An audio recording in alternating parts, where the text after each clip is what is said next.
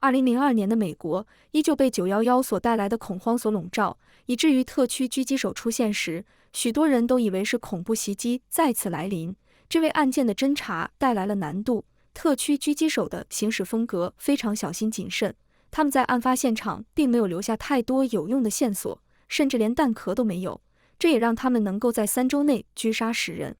重伤3人，而他们的作案对象是纯粹的随机在街头挑选的。这种方式搞得当地人人自危，也让办案的警员一头雾水，完全找不到任何规律。接下来就让我们一起梳理一下这起震惊全美的案件的始末。2002年10月2日上午7点41分左右的一声枪响，打破了华盛顿特区蒙哥马利县平静的氛围。子弹穿过了刚刚购物完成的詹姆斯·马丁的胸口。几分钟之后，警方在马丁的尸体周围拉起了警戒线。办案警员对于这个平和的小县城出现的枪击案感到很困惑，因为这种枪击案在这里并不常见，并他们没想到的是，这仅仅是一系列枪杀案件的开始。10月3日，当地警方还在为前一天的枪击案忙得焦头烂额时，一个电话又打到了警局。报案人称他的邻居在割草时好像弄伤了自己，现在正躺在地上一动不动。警方赶到现场之后，才发现桑尼·布坎南已经死亡，其死亡原因也并不是割草机导致，而是有人射杀了他。和詹姆斯·马丁一样的被害手法，胸口同样位置的子弹贯穿伤。还没等警方处理完这个案发现场，警局再次接到报案电话，时年54岁的出租车司机普雷姆·库马尔·瓦卡尔在加油时遭到了枪杀，又是一枪贯穿胸膛。不到2小时内发生了3起谋杀案，这让当地的警局陷入到了慌乱当中。就在所有警员都被叫到警局待命时，又一起谋杀案发生了。而这起案件仅仅发生在普雷姆被害后的半个小时内。这次被害人为34岁的保姆莎拉·拉莫斯，她当时正在公交车站的长椅上看书，子弹击碎了她的头颅，死状非常凄惨。直到这时，警方才意识到有人在街头随机的射杀路人。然而案件的调查此时还没有任何进展，凶手根本就没有在案发现场留下任何线索给警方，他们找不到任何弹壳、任何指纹，也没有在监控录像当中发现任何线索。连续发生的案件也被曝光出来，得到消息的民众也陷入到了恐慌状态，大家都害怕自己会成为凶手的下一个目标。不过凶手并没有就此止步，在莎拉被害不到1个小时的时间，又有一名被害者出现。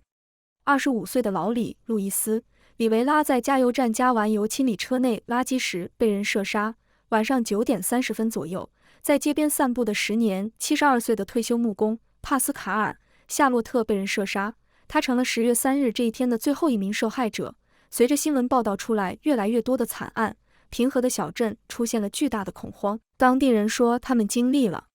自911以来最糟糕的一天。这一天注定是蒙哥马利县警局所有警员的不眠夜，他们手头的线索也十分有限，因为在案发现场搜集到的证据少之又少，目前只知道凶手的作案范围是半径25公里内，所有受害者都是被一枪毙命。如此精准的射击方式，让警方意识到凶手可能是一名受过训练的狙击手，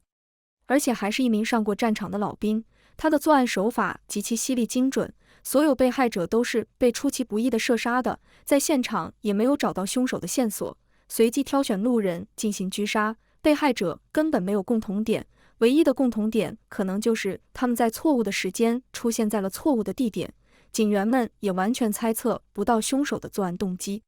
因为在杀完人之后，凶手并没有洗劫被害人身上的财物，也不可能是情杀，因为被害者并没有共同点，交际圈根本没有共同的人，所有案发现场都是在郊区，且没有树林和高层建筑等可以躲避的地方。那么凶手是在什么地方开的枪呢？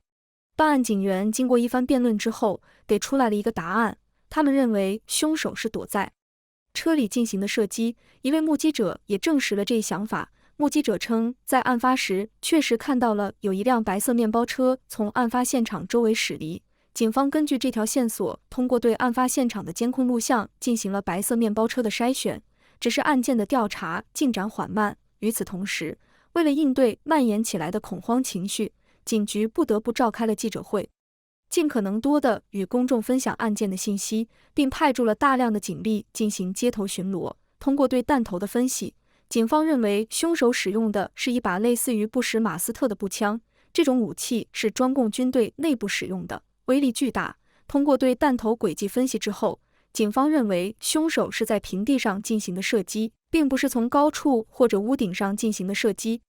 这更坐实了之前凶手在车里行凶的猜想，48小时内6条人命，凶手的作案频率之高，令人瞠目结舌。警方这边则面对了来自公众的巨大压力，因为潜意识中所有人都知道凶手不会就此停手。10月4日，凶手改变了自己的行凶策略，把行凶现场转移到了华盛顿特区南部。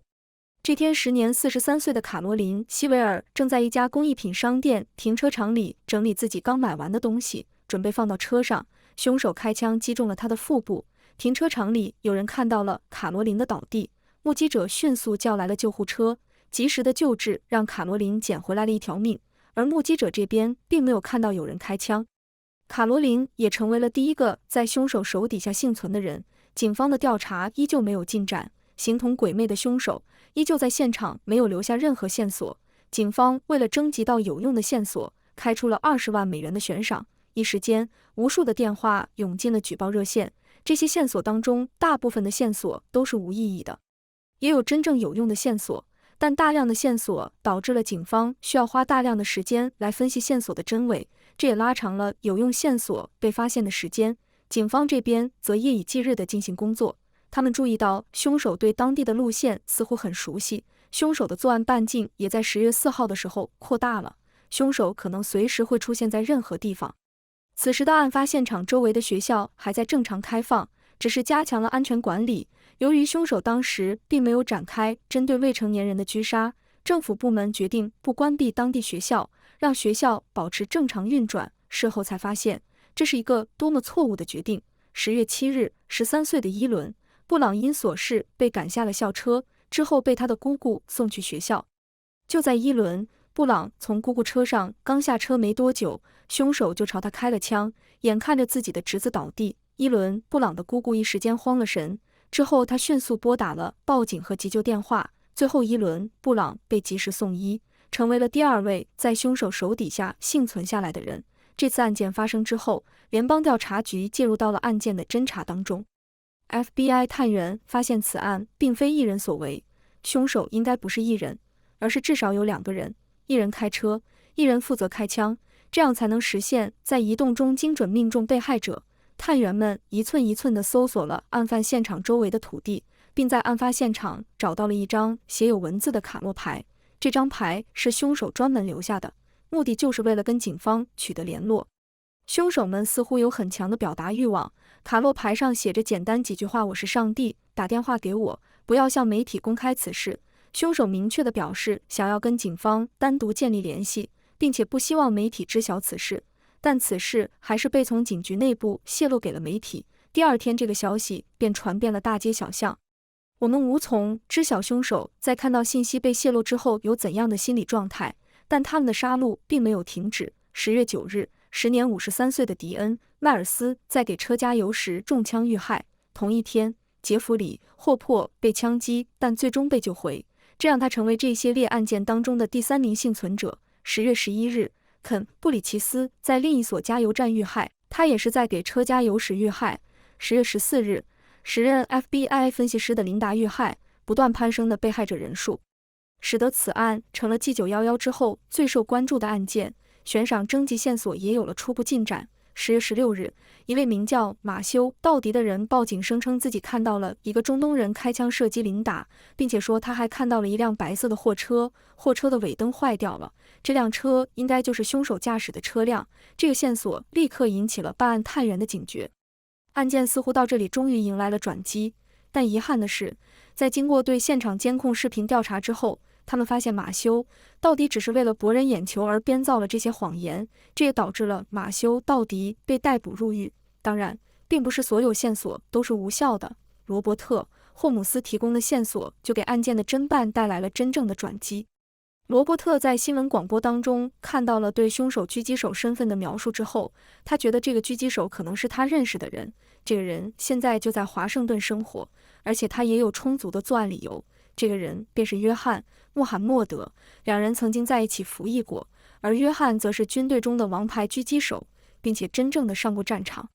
于是罗伯特将自己的这条线索报告给了悬赏热线的接线员，但是这条线索在一开始的时候并没有受到重视。与此同时，警方也与狙击手取得了联系，在打给悬赏热线的通话中，狙击手表示自己会持续进行杀戮，小孩子也不会放过，而且没有人能够阻止。如此猖狂的做法，惹得所有办案警员愤怒至极。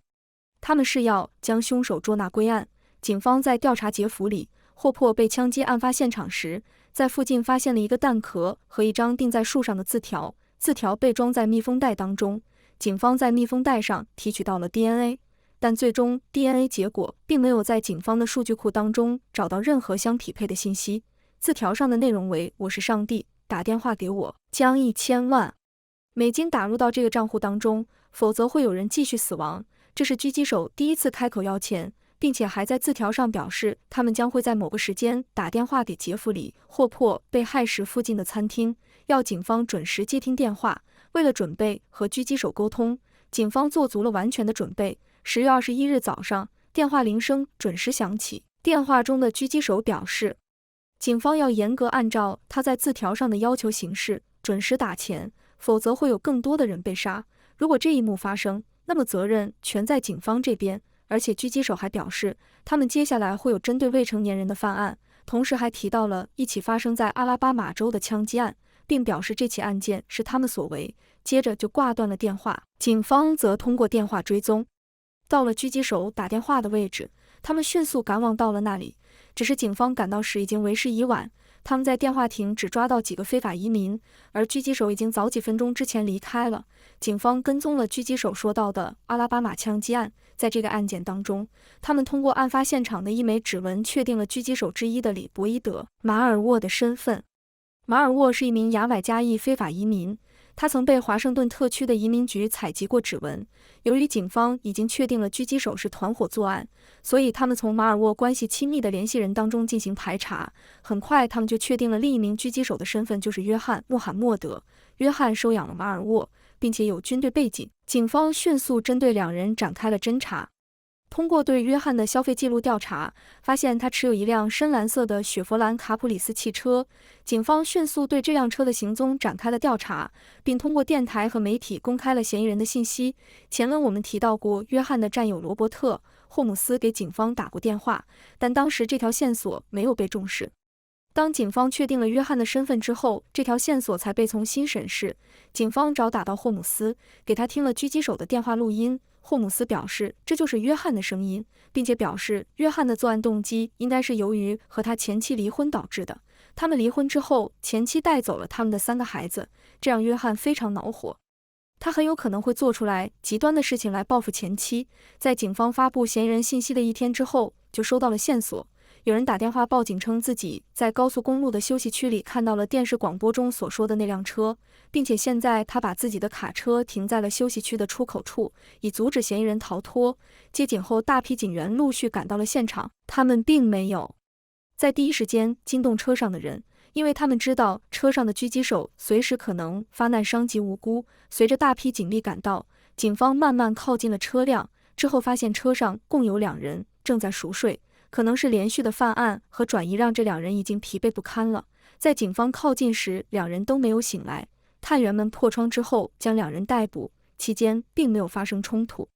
就这样，臭名昭著的特区狙击手以这样的方式缉拿归案。这场历时21天的恐慌结束了。被捕后的约翰·穆罕默德表示，在10月恐怖开始之前，2人就已经开始在4处各地流窜作案了。在2月到10月的这几个月期间，他们总共杀了6个人，至此被害人的人数总计来到了17人，跟10月恐怖的案件相似。他们将车的后备箱切割开了一个口子，约翰负责开车，马尔沃从后备箱开枪射击。时年17岁的马尔沃刚被捕时拒绝和任何人交谈。FBI 审讯专家利用他们喜欢吹嘘自己的心理，最终还是敲开了马尔沃的嘴。马尔沃对自己做的事情非常骄傲，每次提到约翰时脸上都充满了近乎病态的崇拜。他说约翰是他的父亲，也是他最好的朋友，说约翰把他训练得非常好，让他成为了一名神射手。并且还说约翰计划好了一切，目的就是要杀死自己的前妻，并夺回孩子的抚养权。但这个目标随着他们杀的人越来越多之后，也随之改变。马尔沃还表示，10月份的杀戮只是刚刚开始。他们原本打算每天杀死6名白人，连续杀30天，但由于转移的路上遇到了各种问题，导致这个目标没有实现。约翰还有更加进阶的目标，第2阶段的目标则是转战巴尔的摩，在那里针对孕妇下手。他们计划将子弹瞄准孕妇的肚子，将孕妇和他们肚子里的孩子一并杀死，最后再敲诈政府数百万。得手之后，带着这笔钱一路逃往加拿大，在加拿大的孤儿院里收养一些孩子，并教会这些孩子射击技能，然后再带着他们返回美国继续作案。听到这里，在场的每个警员都感到后背发凉，他们不敢想象，如果真被他们从华盛顿逃离之后，他们的这些计划肯定会被实施。2004年，约翰被判死刑，当年的11月10日被执行注射处决。马尔沃由于被捕时尚未成年，被判处终身监禁，不得假释。案件这里就落下帷幕了。至于约翰和马尔沃之间具体的故事，我们在本期视频当中不做详细的展开，后期再专门做一期视频来讲述两人除了案件之外的故事。